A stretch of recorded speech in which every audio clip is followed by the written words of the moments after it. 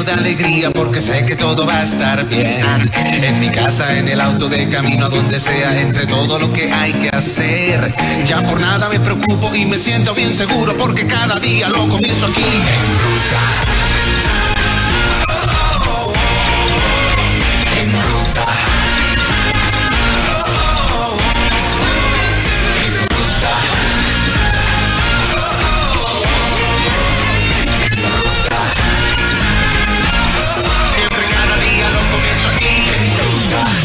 A través de todo el sistema de Liberty Cable Vision, canal 86 y 386, para más de 300,000 suscriptores, ¿verdad? De Liberty. Gracias por ser de los que sintoniza ahora también la versión televisión de este talk show que se llama En Ruta, en este momento con la doctora Angie González. Bienvenida. Buenos días. Buenos días. Aquí estamos. Estamos ready, estamos en radio y estamos en televisión, Angie. Así mismo. Nos Eso escuchan es y así. nos ven. Eso es así. Y a través de Facebook hasta donde nos permitan. Hoy la dificultad de hacer la conexión fue, gente, YouTube nos baneó. Nos prohibió estar haciendo live hasta el 29 de mayo. Es un pau que nos dieron por los temas. Y Facebook hoy traté de publicar una promoción de esta de los nenes que están haciendo los grupos. Sí. Y me dijeron, no puedes publicar hasta que confirmemos tu país de origen. Wow. Y nos permitas acceso al location que yo lo tengo bloqueadito, el location en el celular, tienes que ponerle on para publicar en nuestra página. Sapiel se las arregló con otra cuenta y nos está tirando por Facebook Live. Ajá. Pero se están poniendo chango esta gente también. Oye, esto no es teoría de conspiración, gente. Esto es lo que nos está pasando a nosotros en esta emisora, con YouTube y Facebook. Chango con los que hablan malo y las canciones estas tétricas. ¿Por qué no se ponen chango con ellos? Es este contenido. No, yo no entiendo. Vamos a tener que empezar a decir inmoralidades aquí para que no nos bloqueen. Nos den unos aplausos. Exacto. Qué increíble. Decir malas palabras y groserías y ese tipo de cosas para que no nos bloqueen. Con eso no hay problema. Yo sigo diciendo que yo me preocupo de cómo la iglesia sigue contando con el recurso tecnológico para su desarrollo en el futuro. ¿Ok? Miren, mis amados,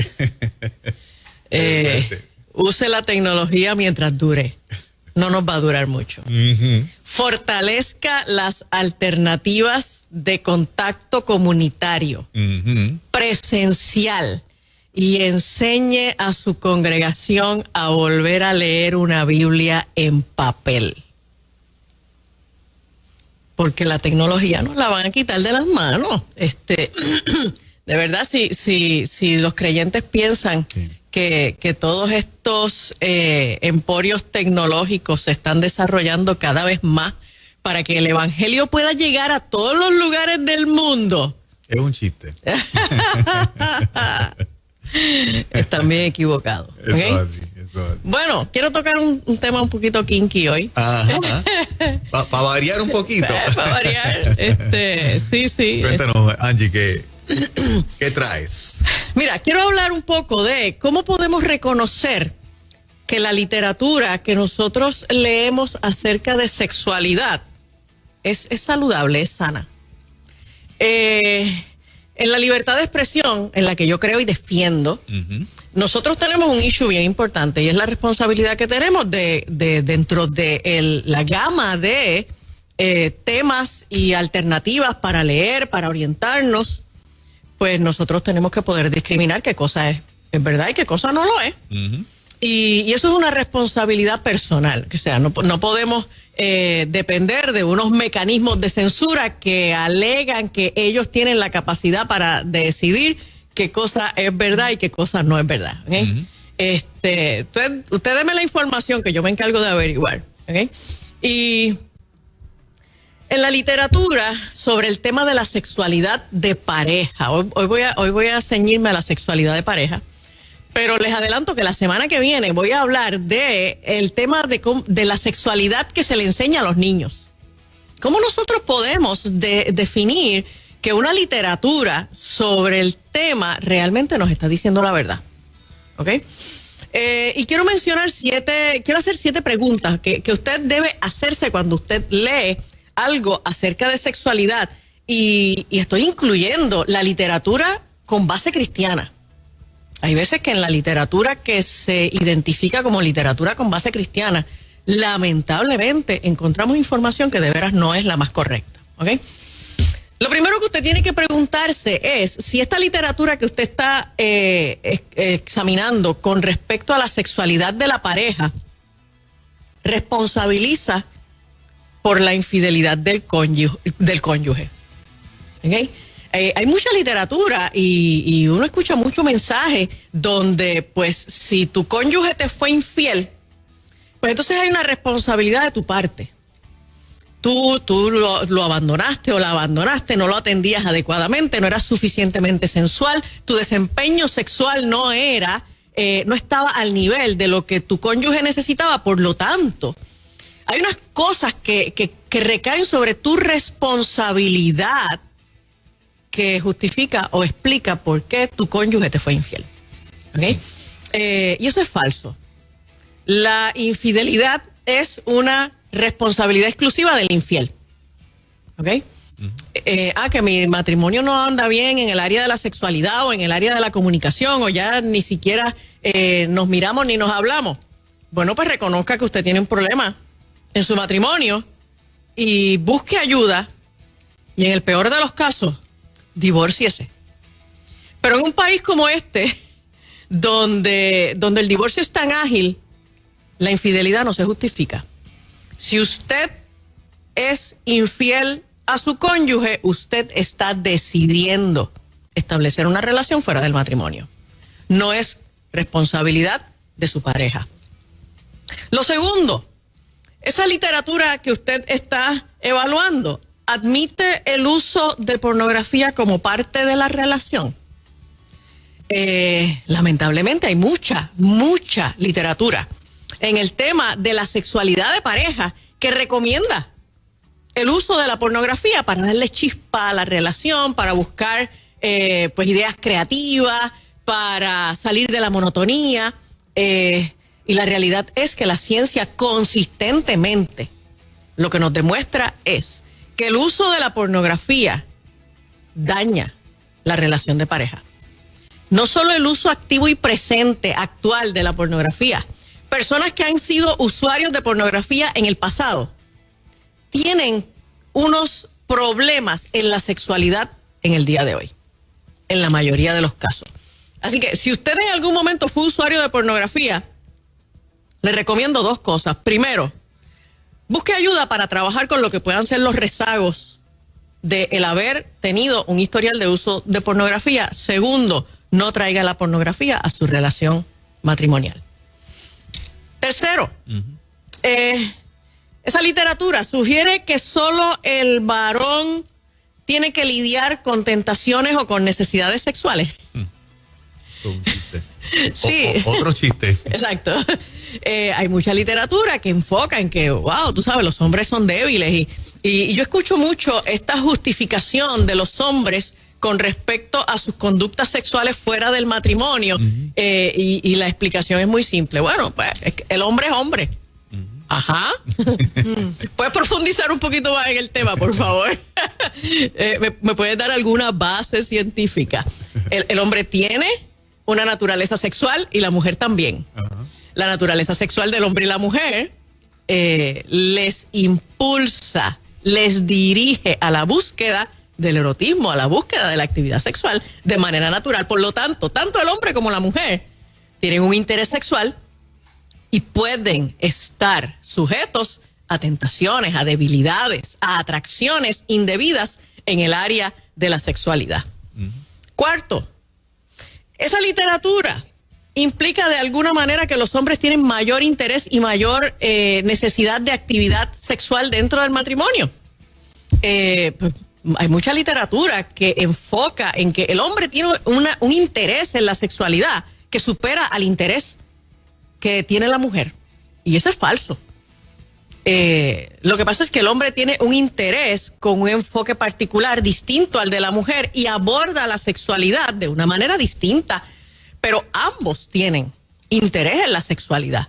Interesantemente, muchas mujeres se quejan de que sus maridos tienen poco interés en la sexualidad, y eso puede referirse a una diversidad de situaciones.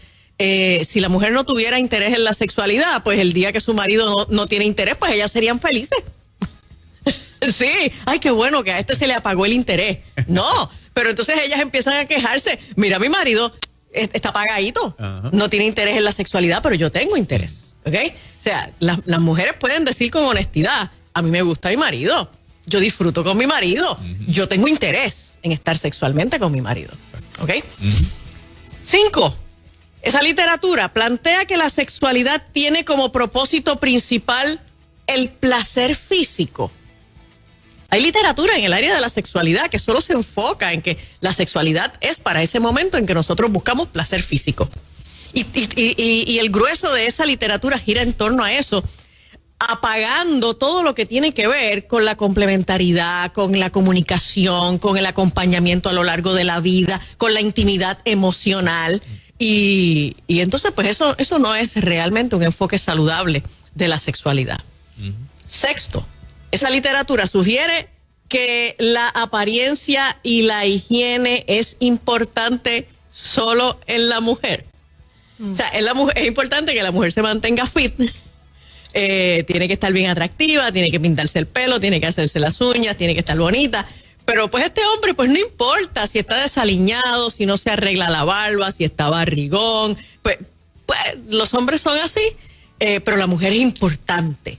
Que esté bonita, que esté cuidada, que esté aseada, porque es que el hombre se excita por lo que ve. Mire, a la mujer también le importa mucho lo que ve, ¿ok?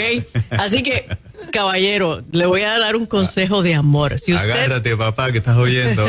Si usted está... Empezando conmigo. Si usted está feíto y descuidado... Mire, dese un cariñito, haga un poquito de ejercicio, arréglese el pelo, mire, arréglese las uñas, especialmente si usted trabaja, ¿verdad? En la construcción, en la mecánica o lo que sea, mire, arréglese las uñas, ponga las manos, sí. Oye, porque hay gente que trabaja, yo sé, trabajo fuerte con las manitas y aún así se las cuidan, conozco gente. Sí, oye, hay caballeros que trabajan en trabajos muy fuertes. Sí. Mire, pues póngase un poquito de crema en las manos, arréglese sus manos, porque es que hay veces que cuando estos hombres le pasan esas manos callosas a las mujeres le sacan sangre. Lo que tienen es lija. Sí, eso es lija. Esas manos. Pero mire, ese es el scrub que necesitamos la mujer. Seguro. Mire, pues usted póngase bonito, porque usted también tiene que agradar físicamente a su esposa, ¿ok? Muy bien. Y por último, ¿cuántos dicen amén? Okay. Y por último, esta literatura considera como legítimo el que la mujer diga que no desea tener relaciones sexuales en ocasiones. Porque también hay literatura, y lamentablemente tengo que decir que esto yo lo he visto mucho en literatura de base de fe, que interpretan mal ese consejo de Pablo de que no nos neguemos sexualmente, y entonces le imponen a la mujer, interesantemente no lo hacen hacia el varón, le imponen a la mujer que no se puede negar sexualmente al varón en algún momento. Mire, uno no siempre está hábil y dispuesto para la sexualidad. Y la conducta sexual es una conducta muy compleja, es multifactorial, tiene que ver con muchos factores y uno no está disponible todos los días, ¿ok? El acto sexual no es como una maquinita de expendio de algún producto donde usted le mete un pesito y siempre sale una botella de refresco o lo que sea. Usted tiene que entender que bíblicamente el mismo pasaje que dice que la mujer no debe negarse sexualmente al varón, dice que el varón tampoco a la mujer. El mismo pasaje que dice que la mujer, su cuerpo no le pertenece a ella, sino al marido, ese mismo pasaje dice que el cuerpo del marido le pertenece a la mujer. Eso es equidad. Eso es equidad, ¿ok? No hay manual más excelente de equidad entre el hombre y la mujer que la Biblia. Que la palabra, eso es así. ¿Ok? Por lo tanto, este discurso simplista de que tú eres mi esposa y por lo tanto tú no te me puedes negar sexualmente porque la Biblia dice que tu cuerpo no te pertenece y le pertenece a tu marido, es un discurso árido en una interpretación equivocada y desequilibrada de las Escrituras. Y la realidad es que uno tiene que mirar con una base de sensibilidad y explorar el tema de por qué yo me le acerco a mi cónyuge en un momento dado y me dice que no. Si te dice que no, respeta. El acto sexual es como un club privado, by invitation only. ¿Ok? Pues usted toca puerta. Se puede. Si te dicen que sí, tú procedes. Si te dicen que no, no empujes la puerta. Si te dicen que no recurrentemente, levanta bandera. ¿Qué está pasando ahí? Y busca ayuda. ¿El hombre se siente rechazado si la mujer dice no? Ambos. Porque la mujer... Hay veces que el que dice que no es el hombre. Exacto. Sí. Entonces, ¿cómo eso la cera a la mujer? Porque hay hombres que dicen que pues se sienten rechazados, pero ¿y cuando la mujer es la que se siente? Lo que pasa es que uno no siempre está hábil o deseoso para la sexualidad. De la misma manera que, por ejemplo, uno no siempre tiene deseos de comer. O sea, hay veces que uno come, te ofrecieron y tú comiste porque tienes apetito, pero tú no siempre tienes apetito. Y en el momento en que, yo sé que aquí en la cultura puertorriqueña a veces alguien te ofrece y tú no tienes deseos de comer y dices que sí, porque sabes que puede resultar en un sentido de ser despreciado en la otra persona. Dice, no, yo no quiero que se sienta que lo estoy despreciando. Pues es exactamente ese concepto. Mira, yo no necesariamente te estoy despreciando. No necesariamente es un rechazo. No es que no te amo, no es que no me atraes, no es que no te deseo. Es que ahora, exactamente ahora, en este momento, fíjate, en este momento no. Angie, no sé, te pongo esta premisa. Muchas veces cuando se llega a ese tipo de malentendimiento, pienso que es evidencia de ausencia de una conexión emocional más profunda, porque sí, cuando la pareja tiene una genuina conexión emocional, ese tipo de conversación la mayoría de las veces se hace innecesario. Sí. ¿Tengo razón? Sí, no, porque ya se conocen mucho. Exacto. Ya solo con una mirada. Ajá. Tal vez con algún comentario indirecto, o estos comentarios que se convierten en un lenguaje exclusivo de la pareja, ¿ok? Las parejas tienen sus códigos, ¿no? Pues mira, la pareja que se conoce bien y que tiene intimidad emocional pasa muy poco por estos procesos, ¿ok? Pero cuando la pareja no tiene intimidad emocional y no se comunica, y principalmente no se comunica sobre los temas de la sexualidad, muchas parejas no se comunican, no saben conversar acerca de la sexualidad, pues entonces empiezan a tropezar porque procuran un acercamiento sexual sin poder leer las señales de la otra persona, si la persona está hábil o no para el momento de la sexualidad. ¿Dónde empezó esta premisa de que el hombre es mucho más sexual que la mujer y siempre lo ponen en un nivel de superioridad en términos de apetito sexual, de necesidad sexual, de potencia sexual, entrega sexual? ¿Cuándo comienza eso? Que de hecho veo que en la retórica de la iglesia la adaptaron. Sí. Y presentan a esta mujer como poco interesada en la sexualidad, como que no es tan entregada a la sexualidad con el mismo interés que el varón, y en la práctica, tú lo acabas de decir, estamos totalmente de acuerdo, no es así, pero esas son las premisas que se venden. Y se habla mucho del ciclo menstrual de la mujer, que la mujer entonces cuando es que tiene en esta parte del mes una parte mucho más hormonal que en otras, que en términos generales puede ser así, pero no implica que en el resto del mes ella no tenga ningún interés sexual. Claro. Bueno, definitivamente sí hay unos factores biológicos y tienen que ver con procesos hormonales. Pero yo creo que muy por encima de los factores biológicos están los factores culturales. Nosotros estamos en una cultura que concede mucho balance entre la actividad sexual del hombre y de la mujer con respecto a otras culturas, ¿okay? O sea, todavía alrededor del mundo hay muchas culturas en donde para la mujer es sencillamente inapropiado tener interés sexual, donde para la mujer es sencillamente inapropiado experimentar placer sexual, ¿ok? Y de hecho, donde todavía en algunos grupos, principalmente grupos tribales y grupos de un enfoque islámico, pues a las mujeres se les mutila para que no puedan experimentar el placer sexual, ¿ok? Yo creo que tiene que ver primordialmente con factores culturales, y esos factores culturales que a lo largo de la historia han ido presentando al hombre como un conquistador, como una persona que domina al otro, como aquella persona que se posiciona en control sobre otro, ¿ok? Cuando nosotros miramos la sexualidad de esa manera, una persona que se posiciona en control sobre el otro, pues sencillamente los deseos y los intereses del otro no importan. Sin embargo, la mujer se siente empoderada, se siente, ¿verdad? Mucho más, entiendo yo, algunas mujeres se sienten mejor cuando saben que son capaces de levantar interés en su pareja, ¿no? Claro que sí. O sea, tengo las capacidades, la habilidad para hacerlo, dejar la timidez a un lado y demostrarle a la pareja cuándo me interesa estar contigo. Sí, y mejora mucho la relación. Sí. Y principalmente desde la parte de la mujer, cuando la mujer se siente en esa libertad de expresarle a su marido cuando tiene interés en la sexualidad.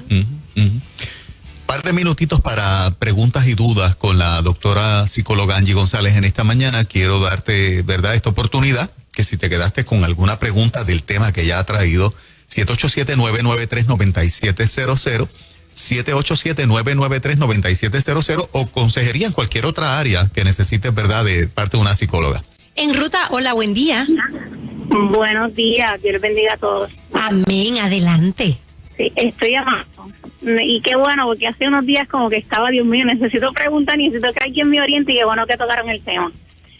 Soy una mujer embarazada, joven, ya estoy en la recta final, y durante todo el embarazo y mucho más en este tiempo final, mi esposo como que no ha querido tener esa intimidad conmigo, y siempre es que está cansado, no me he bañado, como que cosas que antes no sucedían. No sé si tiene que ver mucho con que no quiero hacerle daño, y no se atreve a decírmelo, o ese tipo de cosas. Mira, obviamente pues habría que entrevistar a tu esposo para averiguar, pero sí, cuando hay un embarazo, muchos esposos tienen mucha preocupación con respecto a cuál puede ser el acercamiento físico correcto para no afectar a la mujer y al bebé.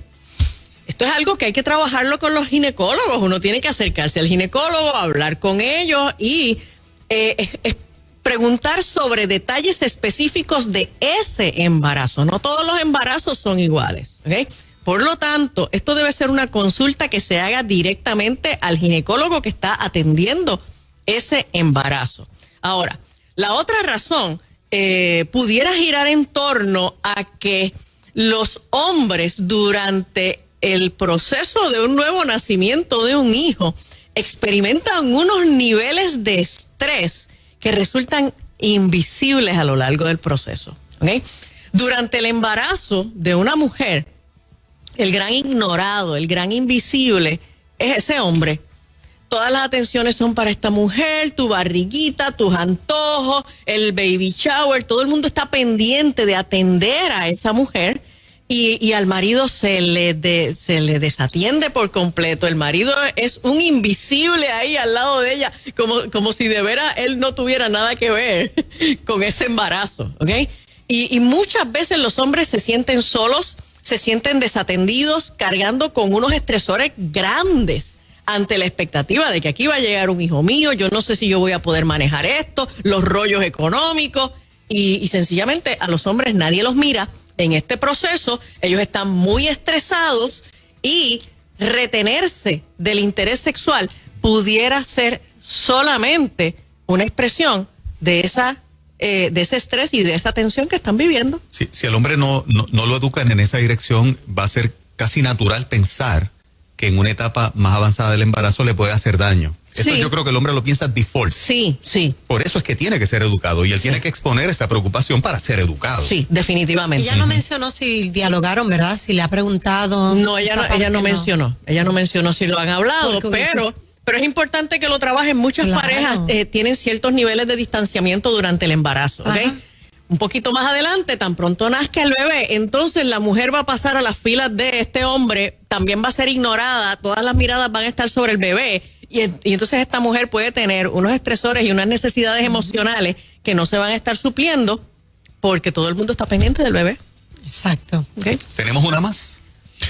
Se pueden comunicar al 787-993-9700 si hay alguna otra Bueno, pregunta. corre rapidito. Angie, ¿cómo la gente te consigue? Claro que sí, mira, para servicios psicológicos, usted nos deja un mensajito en el 787-613-5908, 613-5908 y los domingos a las 10 de la mañana en la iglesia Catacumba para culto presencial. Excelente. Excelente. Muchas gracias, bendiciones. Claro. Ya mismito tenemos al doctor César Vázquez, presidente de Proyecto Dignidad, hablando de la demanda que entabló Proyecto Dignidad contra el gobierno de Puerto Rico. Esto es en breve.